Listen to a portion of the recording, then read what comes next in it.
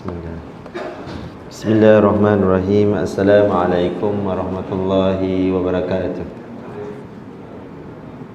Bismillahirrahmanirrahim. Nawaitu ta'aluma wa ta'alim wa naf'a wal intifa' wa mudhakara wa tadhkir wal ifadata wal istifadah wal hatta ala tamassuki bi kitabillah wa sunnati Rasulullah sallallahu alaihi wasallam.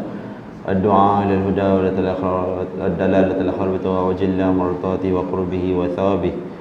Allahumma ja'alnahum hajjan mabrura, Allahumma ja'alnahum hajjan mabrura, Allahumma ja'alna hajjan mabrura wa dhamman maghfura wa sa'yan mashkura wa tijaran lan tabur. Sallallahu alaihi wasallam. Alhamdulillahi rabbil alamin. Bismillahirrahmanirrahim. Alhamdulillahi rabbil alamin wassalatu wassalamu ala asyrafil anbiya'i wal mursalin wa ala alihi wa sahbihi ajma'in. Qala Allah ta'ala fi kitabil aziz ba'da a'udzu billahi minasy syaithanir rajim. Wala ta'kulu amwalakum bainakum bil batil, dan janganlah kamu makan harta di antara kamu dengan cara yang batil, iaitu cara haram. Wa qala Nabi sallallahu alaihi wasallam wa an Abi Mata al-Bahili qala sami'tu Rasulullah sallallahu alaihi wasallam yaqul inna Allah qad a'ta kulli dhi haqqin haqqah fala wasiyata liwarith. Daripada Al-Mamah Kabahili telah bersabda, aku telah Rasulullah SAW bersabda, sesungguhnya Allah Subhanahu Wa Taala telah berikan hak pada haknya, ketahuilah tiada wasiat kepada ahli waris. Alhamdulillah, insya-Allah Subhanahu Wa Taala sama-sama kita dalam kuliah ilmu faraid dan pengurusan pusaka. Buat dah rosak Lepas tu kena pusing sana. Sebab kalau saya boleh mengajar, tapi nanti saya syok sendiri. Faham? Faraid ni tak ada. Surah-surah pun saya kata kalau tak ada kena beli. Bukan, saya boleh mengajar, tapi takut anda tak nampak. Hari ni saya nak buat kaji kes sebenarnya. Kalau tak ada susah. Kalau nanti kuliah akan datang, kalau saya terpaksa duduk sana lah.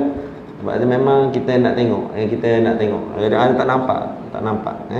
Saya boleh mengajar, tapi anda tak nampak. Okey, tak apa. Hari ni kita tengok bab wasiat. Nanti cubalah usaha macam mana. Nak buat ke tak apa, sebab ada nulis juga sikit, tak apa. Okey. Muka surat 56. Hari ni kita membicarakan tentang wasiat. Membicarakan tentang wasiat. Mengalah elok, tak faham anda tanya.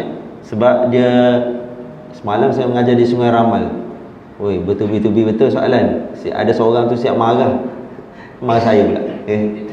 Bukan marah apa, dia kata, "Ni nak ustaz, kita dah bagi kat dia. Lepas tu bagi kat dia, kita nak suruh harta tu janganlah jual guna. Lepas tu dia pergi jual.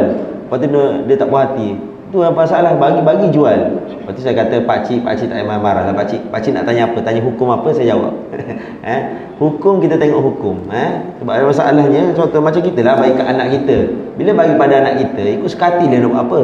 Sebab tu saya kata, saya buat analogi handphone. Dia marah, "Ustaz, tak boleh banding handphone dengan tanah." Tak, bukan masalah tu, kita nak tahu hukum. Supaya anda tahu hukum.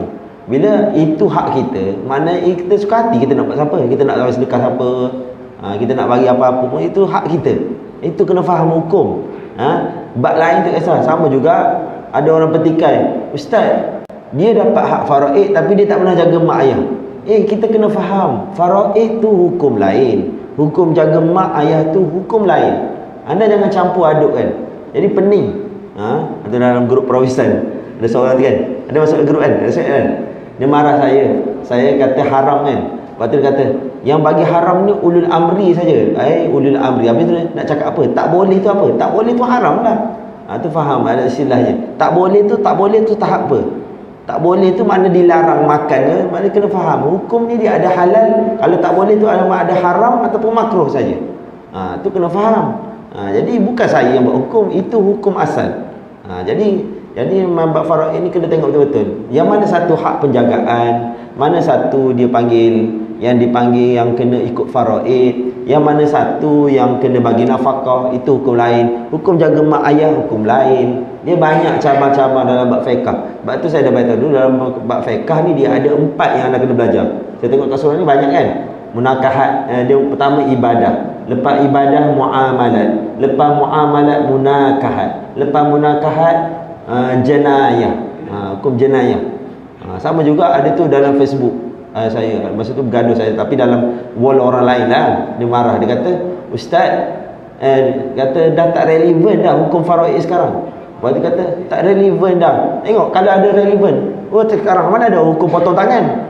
Dia bandingkan hukum potong tangan. Tak ada pun sekarang hukum potong tangan.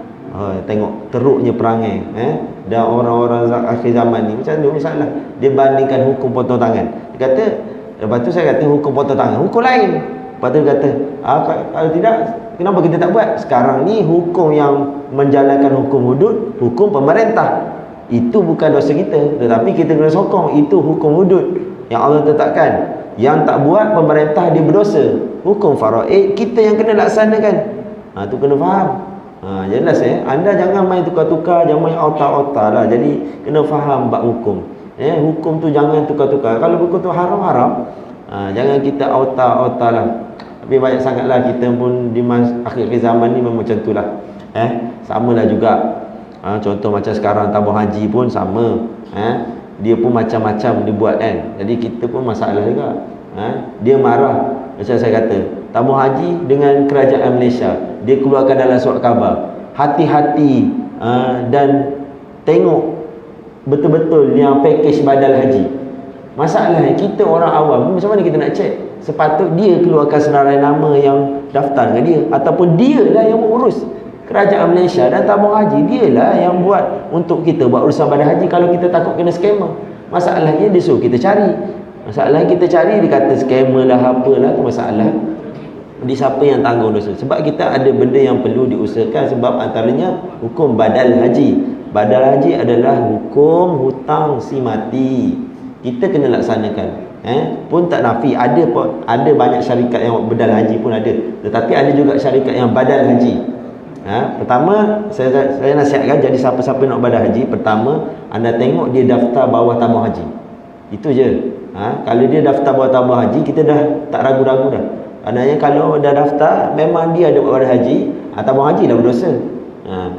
Ikutlah dia keluarkan nyataan apa pun. Kemudian tengok kalau boleh minta tiket yang dia pergi. Tu paling kurang lah, 2 tu lah saya kata. Tengok tiket yang dia pergi. Ni tak ada tiket, tiba-tiba buat pada haji macam mana? Itu simple lah, saya ajar lah. Kita tak cara ustaz tak ustaz pun, itu 2 cara. Daftar buat tabung haji. Yang kedua, tengok dia pergi bila. Anda tak payah tengok dia buat sijil lah. Sijil semua orang boleh buat sijil. Faham Okey, dengar elok bab wasiat. Pertama, anda kena faham bab wasiat ni. Okey, saya dah bagi tahu dulu apa makna wasiat. Ni simple saja. Wasiat, ni dah tak ada whiteboard ni, anda kena bayang. Tak faham tanya terus Wasiat, sebenarnya Masjid Sungai Ramal pun beli whiteboard baru. RM400 dia kata beli. Mula-mula dia pakai whiteboard yang kertas tu, kata tak boleh ustaz, tak puas hati, jemaah tak puas hati. Dia buat YouTube. Dulu dia buat Facebook, sekarang buat YouTube. Dia kata tak apa ustaz, faraid punya pasal semua nak YouTube. Okey, jadi wasiat ialah dokumen yang kita tulis sebelum meninggal, tetapi kita laksanakan selepas meninggal. Dia ada 4 isi penting. Dokumen yang kita tulis sebelum meninggal, tetapi kita laksanakan selepas meninggal, dan tidak boleh melebihi 1/3 harta selepas bayar hutang, dan tidak boleh kepada ahli waris. Itu kunci tu, wasiat. Itu saya sendiri bagi makna lah. Nanti kita akan tengok pengarang kitab kita. Dan lagi-lagi ingat, wasiat ni kalau benda yang dah wajib, kita tak payah buat. Contoh, ayah saya kata, kalau ayah meninggal dunia nanti pergi tanam kat kubur. Ayah bagi wasiat macam tu. Tu bukan wasiat, dia memang wajib. Tak payah cakap. Ataupun haram. Buat tak? Tak payah buat. Contoh, kalau ayah meninggal nanti kau letak ayah kat tiang elektrik.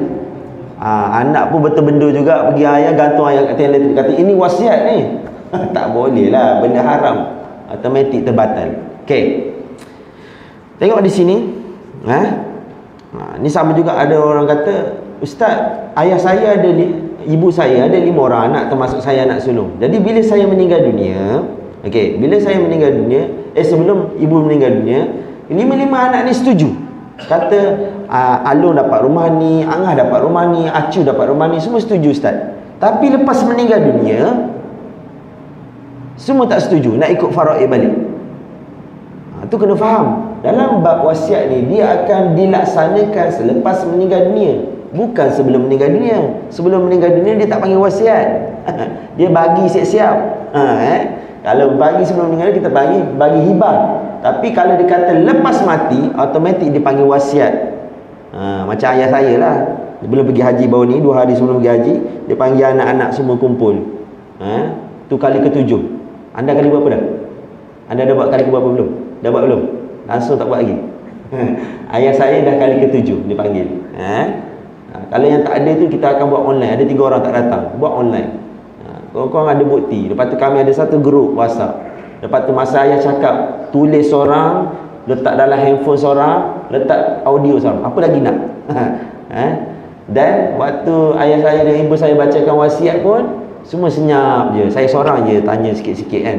Yang lain semua senyap. Itulah wasiatnya. Kalau mak ayah, depan mak ayah semua je senyap, tak pernah komen. Tapi anda tunggu lepas mati kejap lagi. Itulah hakikatnya. Anda tak payah sembang lah, saya dah duduk lama bidang ni, saya tahu. Jadi itulah hakikatnya. Okey. Wasiat dari sudut syarak ialah sedekah hak milik harta yang hanya dilaksanakan selepas kematian pewasiat. Itu hukum wasiat. Wasiat ni sebenarnya kita nak bersedekah, kita bagi pada masjid, kita bagi pada surau, anak yatim, sekolah tahfiz, anak angkat, anak susuan, ibu yang bukan beragama Islam, ibu bapa bukan Islam, anak yang bukan agama Islam, kita nak bagi tu. Hukum berwasiat adalah sunat. Hukum dia sunat, tetapi pelaksanaannya adalah wajib. Hukum dia sunat buat, tapi waris yang kena laksanakan adalah wajib selepas kematian pewasiat, mengikut syarat-syarat tertentu. Maknanya apabila dikaitkan dengan mati, automatik ia panggil wasiat. Walaupun dia kata, ayah hibahkan rumah ni kepada Alung selepas meninggal, walaupun guna perkataan hibah sekalipun, ia tetap panggil wasiat sebab dikaitkan dengan mati. Itu faham konsep. Itu ada kadang ada peguam apa, dia pergi buat kat peguam ke, buat perjanjian sumpah, dia buat ayat macam tu, dia guna ayat hibah depan. Tapi bila ada belakang tu kata selepas meninggal dunia, ia automatik jadi wasiat. Tu kena hati-hati. Okey, tengok di muka 57 ayat Quran yang sebut ni wasiat mula-mula. Hukum wasiat adalah wajib kepada ibu bapa dan saudara. Kutiba alaikum idza hadara ahdakumul maut in taraka khairanil. Ni dalam Quran ni kena belajar ni. Tanwin bertemu dengan alif lam.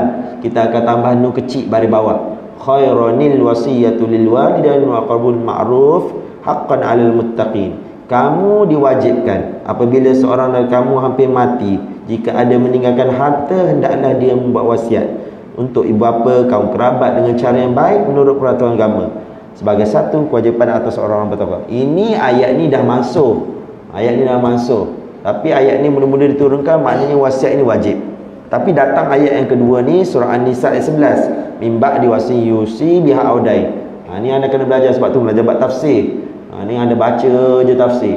Dia kena belajar ilmu mansuh, nasah mal mansuh. Mana ayat nasah, mana ayat mansuh. Dia dah menasahkan ayat depan tu. Walaupun menasahkan, tapi dia walaupun contoh wasiat tu hukum sekarang sunat, tapi hukum wasiat itu digalakkan.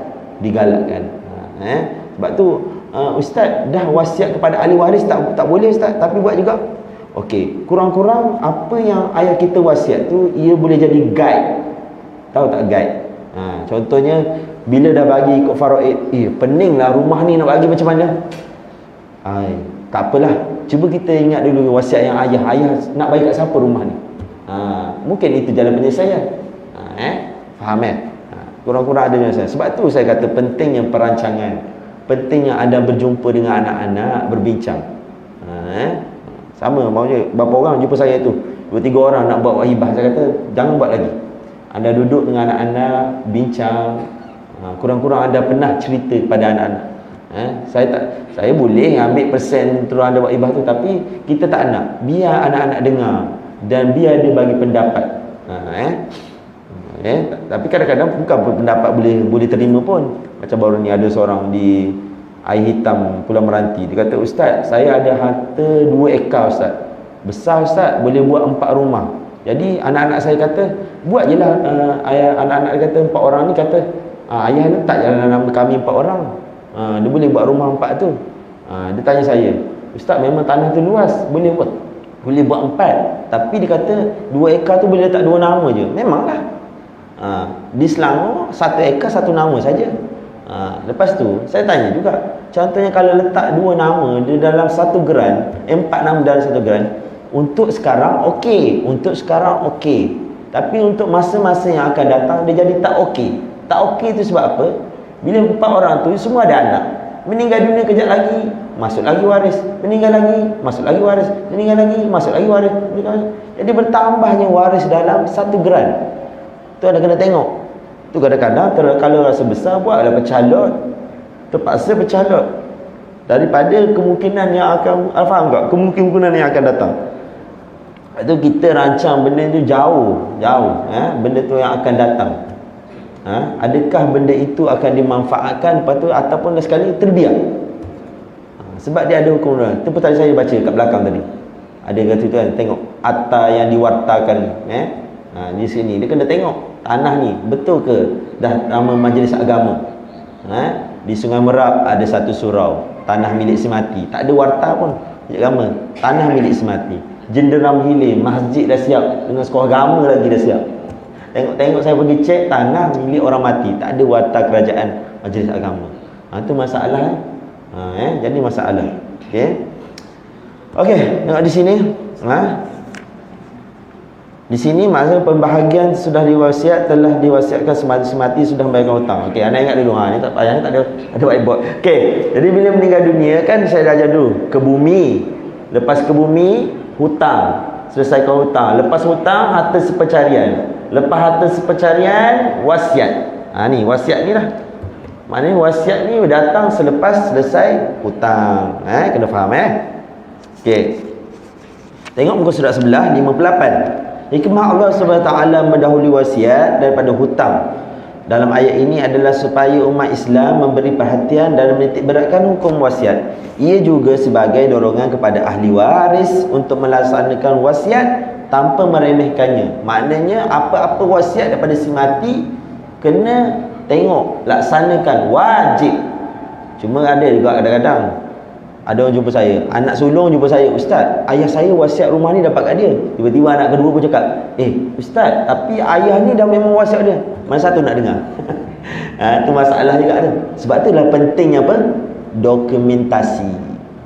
Walaupun dokumentasi, iaitu dokumentasi mana kita tulis benda-benda, sebab tu saya suruh guna ayat dokumen yang kita tulis. Saya suruh guna ayat macam tu. Walaupun dari seluruh mazhab kita Imam Syafi'i, lafaz pun sah, tapi kita nak tahu betul ke tak cakap. Apa buktinya? Siapa yang dengar? Ada saksi ke tak? Data saksi yang dengar pun dah meninggal dunia. Sebab tu baru ni kami, tim saya ada buat seminar hibah bersyarat di UKM baru ni hari Sabtu. Dia kata memang untuk dokumentasi bukan jadi rukun dan bukan jadi syarat, tetapi dokumentasi ni keperluan. Anda faham tak keperluan? Kurang-kurang ada bukti. Macam saya pun, saya kadang-kadang dah bagi hukum cakap dengan mulut, tapi kita tulis pula. Macam orang nak ajak saya dah kuliah, betul tak kuliah hari ni? Hantar mesej, kurang bukti. Ni ustaz kata tadi kuliah malam ni. Ni bukti, tulis. Faham tak? Padahal cakap dengan mulut pun boleh. Faham tak? Jadi benda tu kita tengok relevan, ada bukti bertulis. Tambah pula zaman sekarang, orang pergi haji sekarang pun kan. Ayah saya pun pergi haji tahun ni kan, dia kata dia tak ada bercakap-cakap taklimat dah, semua bagi kat telefonnya. Sampai ayah kata rukun yang kelima haji, handphone. Dia kata aduh kesian betul, ayah dan ibu saya pergi, aduh semua kena main IT punya kan. Jadi semua berkaitan dengan bertulis. Jadi cuma tak ada cakap-cakap dah. Jadi masalah macam tu lah. Jadi nak tengok bukti, tengok bukti betul ke tak. Okey, tengok seterusnya. Terkadang ahli waris menerangkan berkenaan wasiat kerana wasiat itu amal kebanyakan si mati yang tiada boleh digantikan suatu apapun. Maka agak sukar bagi mereka untuk menunaikannya. Okey?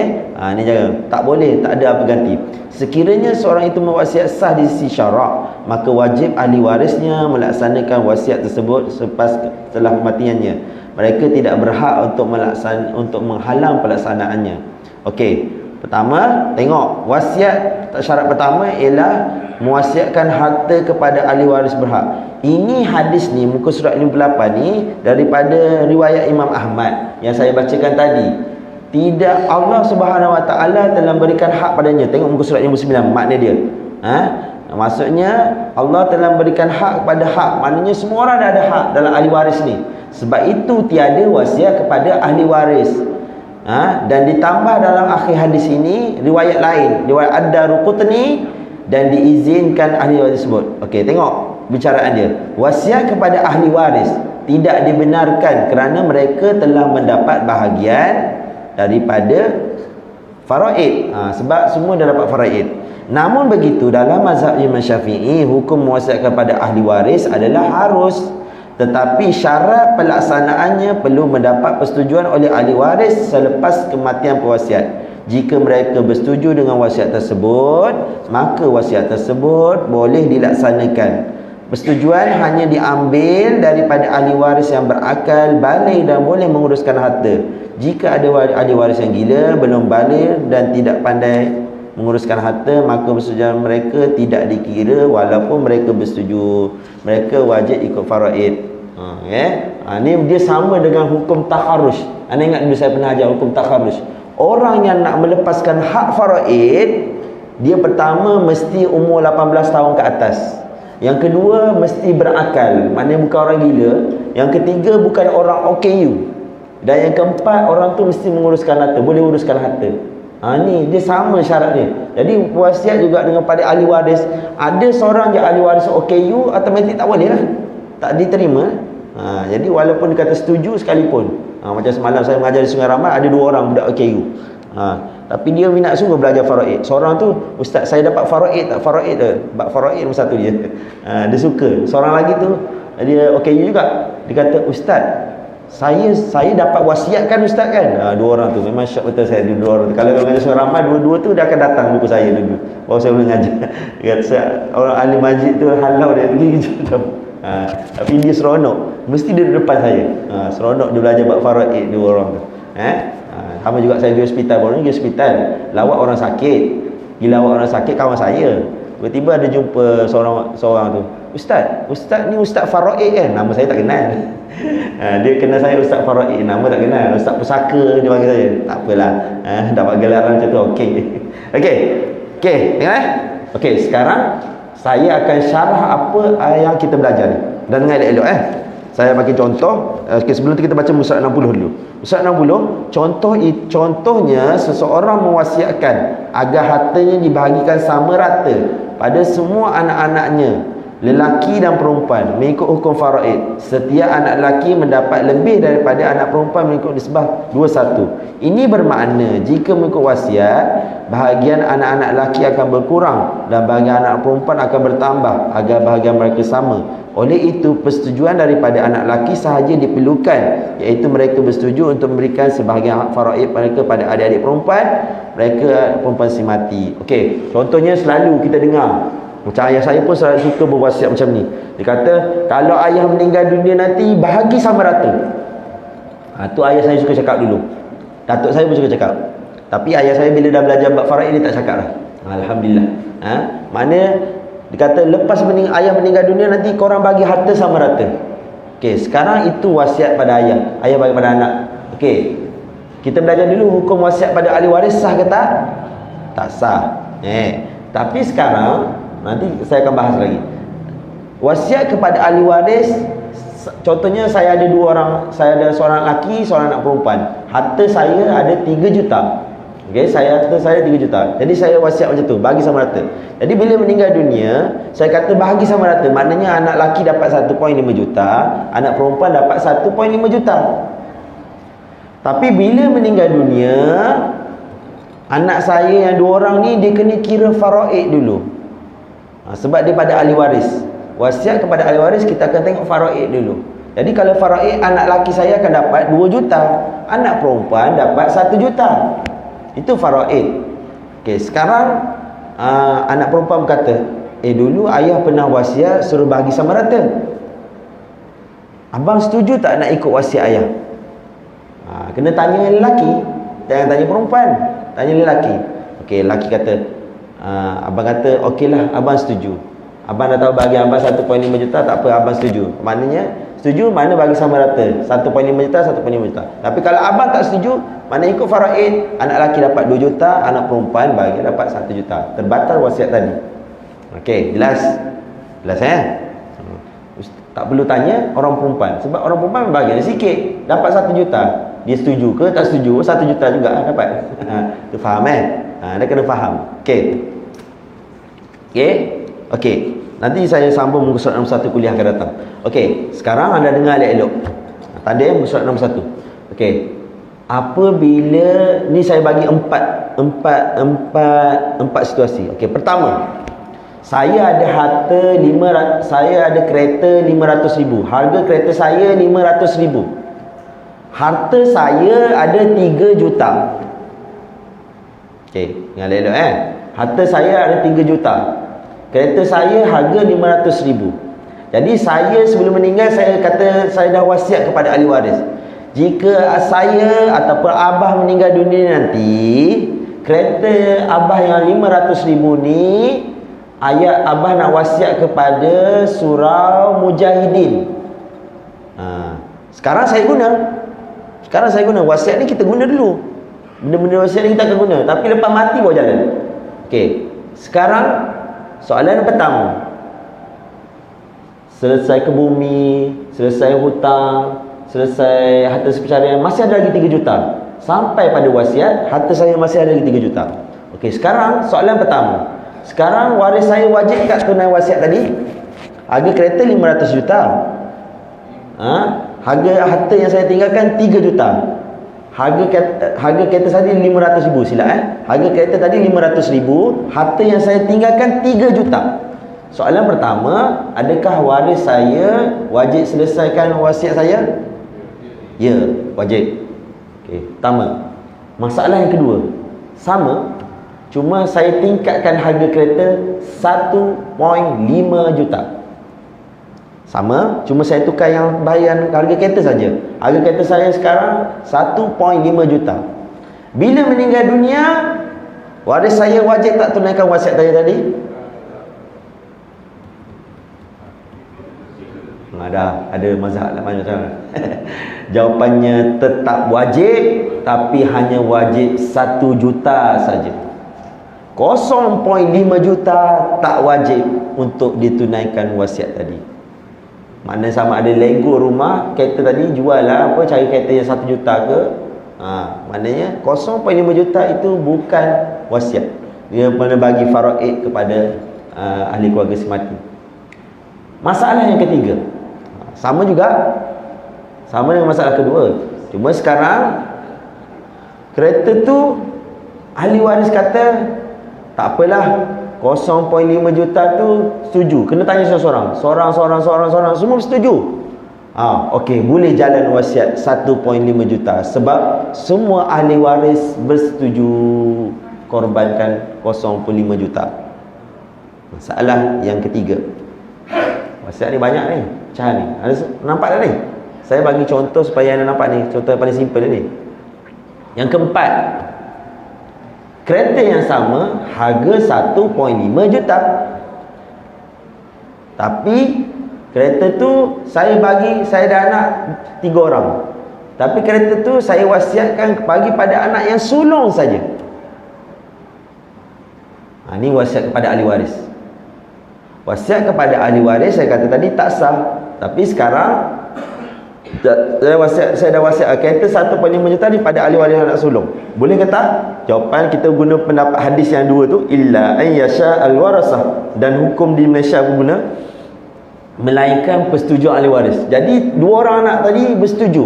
Tak apalah, kita setuju je ikut wasiat ayah. Dah kira faraid masing-masing 3 juta berapa seorang dapat. Okey, dah kira faraid, tak apalah. Okey, tak apa, semua dah tahu hak masing-masing faraid. Tapi sekarang kita ikut je lah wasiat ayah. Setuju. Semua setuju, jalan bagi. Tapi kalau ada seorang yang tak setuju, walaupun anak perempuan sekalipun, dia tak setuju. Dia tak setuju. Sebab faraid dia akan berkurang juga. Okey, jadi dia tak setuju. Jawapan dia terbatal wasiat yang ayah dia buat. Okey, dah 5 contoh. Simple, habis dah wasiat. So, panjang sebenarnya cerita, banyak lagi cerita wasiat. Dia ada lagi wasiat wajibah. Saya tak nak ajar wasiat wajibah tu, nanti ada pening. Tapi selama guna wasiat wajibah ni. Wasiat wajibah ni cucu si mati dapat. Cucu si mati akan dapat wasiat wajibah. Tapi kali nanti ada pening cukup baca wasiat ni. Okey, ada soalan? Yang mana ni? Nampak tak? Sekarang nak kena faham, wasiat ni asal hukumnya kita nak buat amal. Kita nak buat amal. Tapi nanti di muka surat, nanti kalau anda tengok di muka surat 50, surat 61 ni. Surat 61 ni adalah hadis ni. Pengarang kitab bawakan kita hadis ni. Dalam hukum, wasiat tu sunat. Tetapi mana lebih afdal? Anda tinggalkan harta kepada ahli keluarga anda ataupun anda berwasiat? Dalam hadis ni disebut anda tinggalkan harta kepada ahli keluarga anda lebih baik daripada anda berwasiat. Faham Sebab apa? Kalau anda tinggal pada harta pada keluarga anda guna pun dia sedekah pada niat pada anda pun dapat pahala juga. Sama je. Dan wasiat tu lagi menyusahkan. Bukan menyusah apa, sebab sekarang prosedur banyak. Kadang-kadang tak selesai. Lepas tu tengok-tengok masih harta si mati. Jadi banyak rumit-rumit sampai ke tak. Faham tak? Asalnya hukumnya senang saja. Okey, ada soalan? Saya risau kalau kuliah tak ada soalan. Tambah pula kuliah tak ada whiteboard. Lagilah risau ni. Faham ke tak ni? Okey, baru-baru ni ada seorang di Putrajaya. Sila.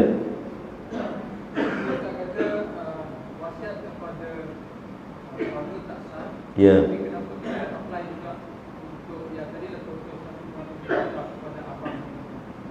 Okey, sebab tu saya kata anda kena okey.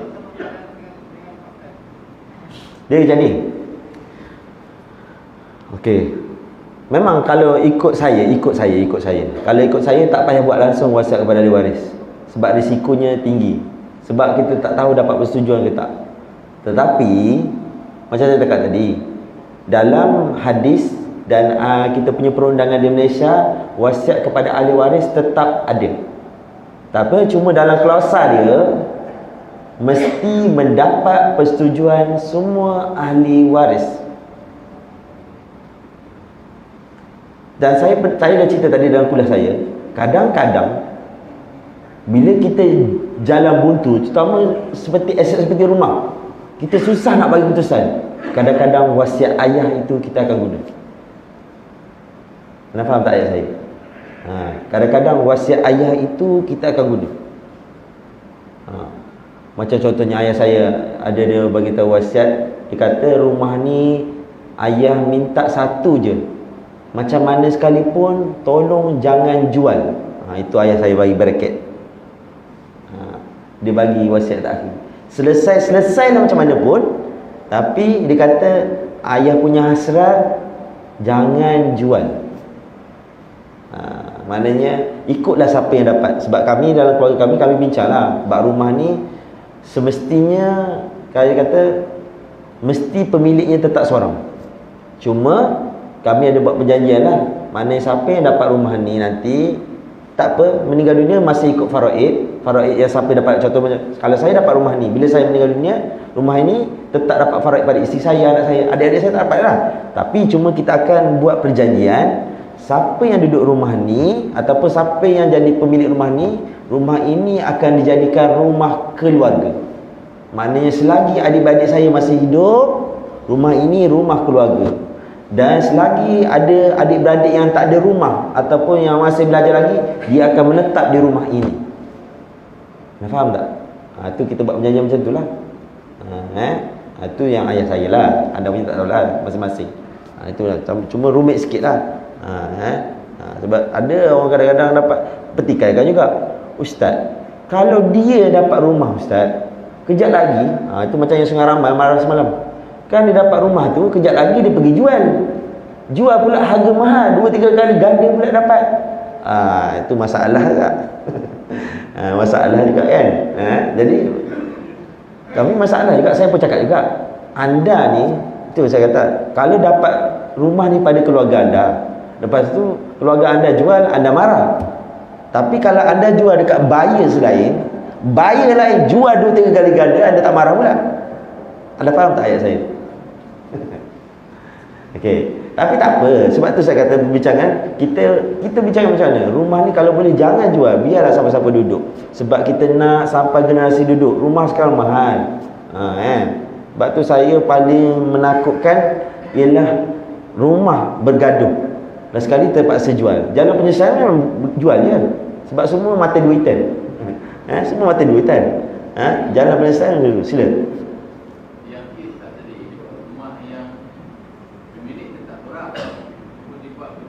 Ya. Ya. Ya. Ya. Ya. Boleh lah. Perjanjian tu tak valid. Cuma sekarang ni amanah atas masing-masing. Yang tu yang rusin sekarang ni, siapa nak pegang amanah tu? Contoh, saya cakap, saya boleh pegang amanah, tapi saya tak pasti isteri saya boleh pegang amanah tak? Anda faham tak ayat saya? Ni masa ni nak pilih ni susahnya. Perjanjian tu tak valid, tapi kita bolehlah bagi tahu bukti. Mana ini amanah daripada sudut hukum, tapi sudut hukum dosa. Sudut hukum dosa. Sudut undang-undang lepas. Anda faham Sudut undang-undang lepas, sudut hukum berdosa. Saya nak bawa kes sebenarnya, cerita pemegang amanah ada kes. Ini kena faham. Tu dalam geran ada banyak kes saya bawa. Ada setengah kat geran tu tulis pemegang amanah pun dalam geran. Tu lagi masalah tu. Dia kena peguam nak keluarkan nama macam tu. Ada setengah dia tak guna pun. Dia hanya letak je. Macam sekarang di Melaka, siapa yang ada keluarga Melaka? Melaka sekarang ni urusan bicara pusaka, dia tak nak letak nama banyak dalam geran. Dia suruh letak nama seorang je. Dia kata suruh letak seorang, tapi yang seorang ni kena jadi pemegang amanah. Pandai-pandai dah buat perjanjian sendiri kat luar. Tu sekarang kat Melaka. Saya baru dapat itu kes Melaka itu yang baru selesai. Lama, 1 tahun 3 bulan. Lama panggil. 1 tahun 3 bulan. Saya menanti dengan penuh debaran bulan lepas. Alhamdulillah selesai. Keluarga yang ikut cadangan tu saya kata bagilah pada nak. Alhamdulillah selesai. Jadi nak tunggu saat-saat bicara tu risau. Anda bayangkan setahun yang 3 bulan yang lepas kita berbincang, takut akan bertukar lepas tu setahun 3 bulan balik pasal bicara. Sebab harga rumah akan mahal. Itu masalahnya. Sebab itulah saya kata sekarang dalam bab faraid ini dia susah nak cerita Kadang-kadang bukannya semata-mata kita nak dapatkan hak. Saya pernah cerita saya kuliah saya minggu lepas nanti saya sambung balik cerita dia ada orang tu dia dapat apa? Dia dapat barang kemas. Yang saya cerita minggu lepas dia dapat barang kemas. Itu memang hak milik dia. Ibu mertua dia dah hibahkan kepada dia. Tetapi dia sanggup lepaskan barang kemas tu kepada kakak-kakaknya. Yang kakak-kakak tak pernah belajar faraid. 4 orang kakak ni, 4 orang kakak ipar, kakak apa? Kakak ipar, kakak ipar. Kakak ipar ni dia tuntut balik rantai yang dipakai oleh adik ipar ni sebab dia kata ni mak punya. Padahal mak dia dah bagi lama dah. Setahun dah pakai. Allah Rabbi. Tetapi sebab adik ipar ni belajar bab faraid, 4 orang ni tak pernah belajar faraid. Mati pun tak pandai sebut faraid. Belajar faraid pun tak pernah. Ni orang kita. Mati ni faraid ni kena faraid. Tanyalah orang perempuan, kalau barang kemas tu satu pun berebut. Orang ni dia bagi, ada seorang panggil saya nak bicara tentang kira barang kemas. Jadi ada 5 orang, 2 lelaki, 3 perempuan. Jadi bila saya kira ni berapa ni harga ni, dia kata nilai lebih kurang 30k. Okey, sekarang 30k. Ni cara nak kira barang kemas tau. Tapi sekali ni bila meninggal dunia barang kemas dah hilang dah. Tak tahu siapa kebas. Saya pergi mana-mana mesti barang kemas dah hilang. Ni wujud alhamdulillah ada yang barang kemas jumpa. Jadi kata sekarang ni nilai. Okey, dia nilai sekarang. Okey, saya kata sekarang ni harga dia. Dan faraid anak lelaki macam ni saya kira kan. Okey. Sekarang ni takkan kita nak bagikan ikut mana nak ikut nilai ni. Saya kata seorang lah beli. Ada tak seorang yang mampu beli semua ni? Adik-adik perempuan dah jeling-jeling dah. Adik-adik perempuan dah jeling-jeling nak, tapi duit tak ada. Ada seorang adik lelaki yang mampu beli. Dia belilah semua. Dan dia beli, duit dia bagilah pada semua. Kan? Dah habis dosa selesai. Dia kata, Ustaz, tapi adik saya yang 3 orang ni, dia jeling-jeling, dia cubit-cubit saya. Dia kata, abang, apa kata abang, saya nak barang kemas tu. Tapi tak ada duit lah, saya dah bayar sikit-sikit boleh. Tengok, nak juga kan. Tengok, nak juga. Tu mujur. Alhamdulillah dah dapat kat abang tu. Ikut suka hati abang tu, nak jual mahal ke, jual murah ke, tak kisahlah. Yang penting dosa sekarang dah lepas. Faham tak? Tapi ini hakikatnya. Memanglah barang kemas tu pun laki tak boleh pakai. Tetapi dia ada nilai. Tu pun tak kira lagi. Lelaki tu pun bini dia cubit, abang, barang kemas tu saya nak juga. Jadi kena faham untuk itu kan. Tapi bahaya ya. Dalam bab suaka saya pergi mesti barang kemas hilang. Memang. Lepas kita tanam dah hilang lah. Tahu masalah apa kan. Allahu Rabbi. Jadi kena fahamlah dalam bab faraid ni. Jadi saya sembung cerita. Jadi tengok tadi 4 orang kakak dia nak juga ni barang kemas ni. Tetapi adik yang belajar faraid ni dia kata, ya Allah, kalau aku pertahankan rantai ni confirm apa? Anda pandai cerita Melayu kan? Aku confirm apa? Bergaduh. Lepas bergaduh, putus silaturahim, balik kampung tak jumpa. Allahu Rabbi. Orang yang memutuskan silaturahim tak bau syurga, tak dapat pahala. Sebab itu antara wasiat ayah saya dengan ibu saya sebelum pergi Mekah, antaranya dia wasiatnya jaga silaturahim. Kalau ibu dan ayah dah pergi nanti, janganlah bergaduh adik-beradik. Kalau bergaduh tak apa, bergaduh benda biasa adik-beradik, tapi jangan sampai putus silaturahim. Dengan pakcik, dengan makcik pun sama, jaga hubungan silaturahim. Itu antara wasiat ibu saya yang mula-mula dia akan sebut sebelum tu. Jadi banyak sekali tekan. Ni penting wasiat. Okey, jelas sebab tu kadang-kadang rantai ni, ya Allah, memang hak dia, tetapi dia fikir, ya Allah, hubungan silaturahim itu lebih besar, dilepaskan dapat pahala. Yang 4 orang ni tak faham, jahil bab faraid, biarkan, insya-Allah moga-moga diberikan hidayah. Sama dah juga saya ada mengajar di PJ pun, sama juga mengajar di PJ tu. Ada seorang tu, saya tahu dia memang bergaduh adik-beradik dia bab pusaka. Kalau dia ngaji bab faraid, dia akan duduk hujung, dia macam tak puas hati ni. Dia kata, ustaz, tapi adakah berdosa saya ustaz? Saya nak mempertahankan hak saya. Tak, bukan masalah berdosa tak berdosa. Tapi anda pertahankan tu, ya memang itu tak dosa anda, tapi silaturahim putus. Disebabkan sikit je. Yang memang bab silaturahim ni, orang yang nak kaya pun jaga silaturahim. Itu ubat orang kaya. Jaga hubungan silaturahim. Sebab tu orang dulu-dulu jaga sangat hubungan silaturahim. Sebab tu kena jaga. Memang itu hak kita, tetapi kadang-kadang, ya Allah ya Rabbi, kadang-kadang aku terpaksa lepaskan hak aku ni semata untuk jaga hubungan silaturahim. Ya, aku tahu dah hak aku, lepas. Alhamdulillah. Okey, ada soalan nanti boleh tanya soalan. Kita bagi lalu azan. Sila.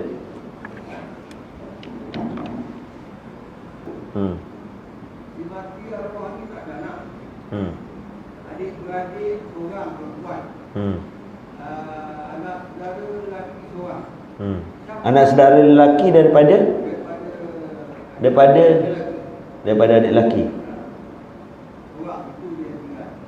Tadi kata ada adik perempuan je. Dia ada kakak dia seorang. Oh, dia dulu ada adik-beradik perempuan, adik-beradik lelaki dah meninggal dunia. Okey. Itu ada kakak seorang. Ya. Tak, sebenarnya dia ada adik-beradik banyak lah, tapi yang tinggal sekarang adik-beradik perempuan seorang je lah. Okey. Lepas tu, duit tu belum sempat diterima, arwah sudah meninggal. Duit tu belum sempat dia, siapa yang terima? Bayar pada arwah tu meninggal.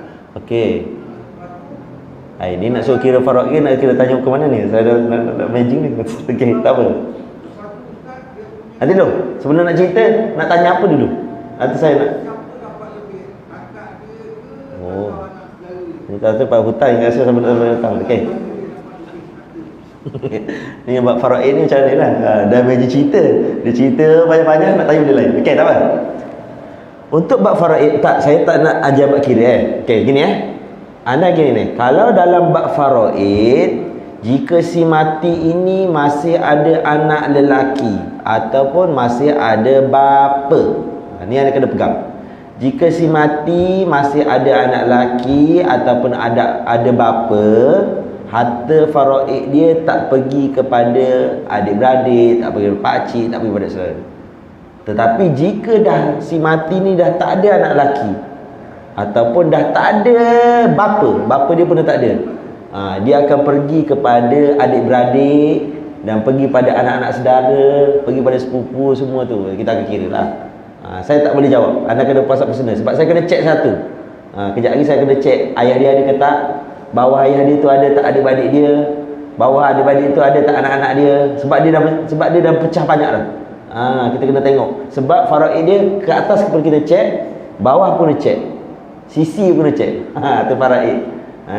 Okey, boleh. Tak berjumpa kejap lagi belakang saya kira. Okey, boleh. Saya tak boleh jawab. Okey, masalah apa? Duit arwah tak. Ya. Cakap itu duit apa tak. Ya. Kalau dia bertuang mula-mula dah 10%. Betul? Jaga amanah raya pula. Itu tak berapa persen tak tahu. Ya. Jadi lepas tu 350 tolak sana tolak dapat sikit. Okey. Tak, sekarang ni anda punya dalam mindset anda urus pusaka free ke? Anda ingat dalam mindset anda urus pusaka ni free ke? Okey, bagus. Tak apa. Okey, terima kasih. Okey, tak apa.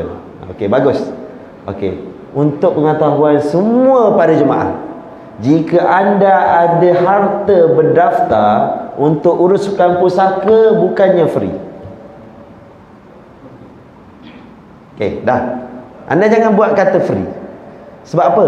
Nak pindah bilik, nak tukar nama, benda itu proses, ada bayaran. Cuma tengok masing-masing. Ada syarikat amanah harga banyak ni, ada pejabat majlis agama banyak ni, ada peguam banyak ni, dan dia tak bersalah. Tak apa, alhamdulillah. Nak suruh anda faham hari ni. Ni anda kena faham hari ni.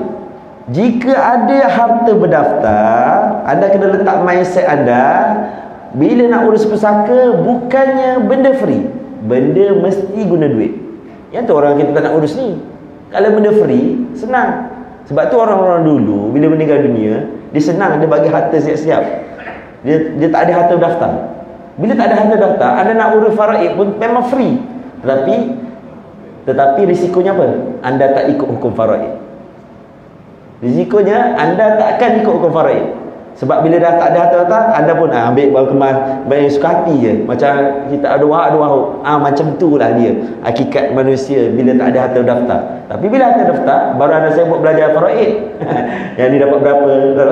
Pakcik kena cari. Yang ni dapat ke tak dapat. Lepas tu, kena bayar rupanya. Tak, memang kos dia tu kan semuanya guna duit. Nak masuk tandas pun 30 sen.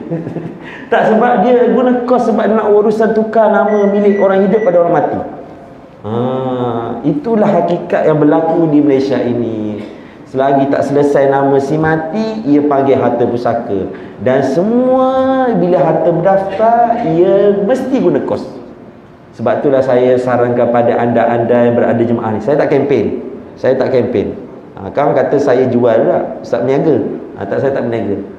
Macamlah saya cakap dulu, pertama, apabila anda meninggal dunia, ada kos untuk pengurusan jenazah, betul? Kos pengurusan jenazah tak free. Kan ada dapat free? Tak free. Tapi dibantu dengan apa? Khairat kematian. Dibantu dengan khairat kematian yang anda bayar tiap-tiap tahun. Duit itu pun guna duit. Okey.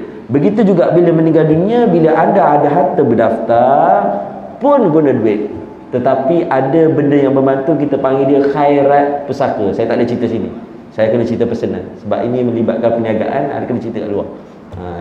Jadi personal. Ada juga khairat pusaka yang kita carung bulan-bulan, dan ada satu badan yang akan bantu kita. Nak bayar sekaligus mahal. Memang dia boleh ambil, dia peguam, dia boleh ambil sampai 10%. Sebab tu dia boleh urus pusaka. Tu kadang-kadang orang yang tak nak urus pusaka, saya kata dah tak nak urus, guna je lah syarikat.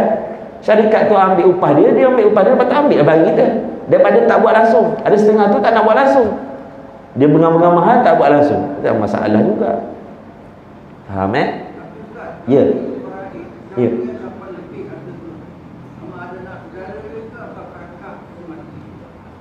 Kakak tu hanya dapat 1/2 saja. Sama 1/2.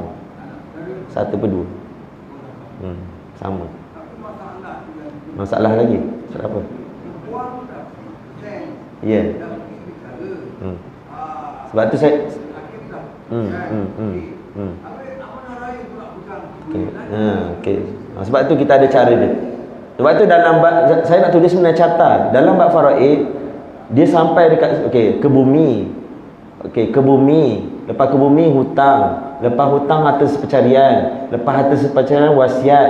Lepas wasiat kita panggil pengurusan pusaka. Pengurusan pusaka ni pentadbir pegang duit. Dia tak boleh lagi bagi faraid. Lepas pengurusan pusaka, bawah dia baru faraid. Sebab apa saya ajar macam ni? Sebab kalau anda dah bagi ikut faraid, nak kutip balik duit, tak boleh. Confirm tak jadi.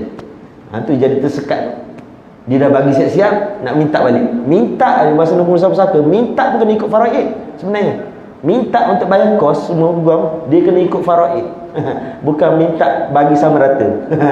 Itu risikonya. Apa nanti insya-Allah kuliah akan datang.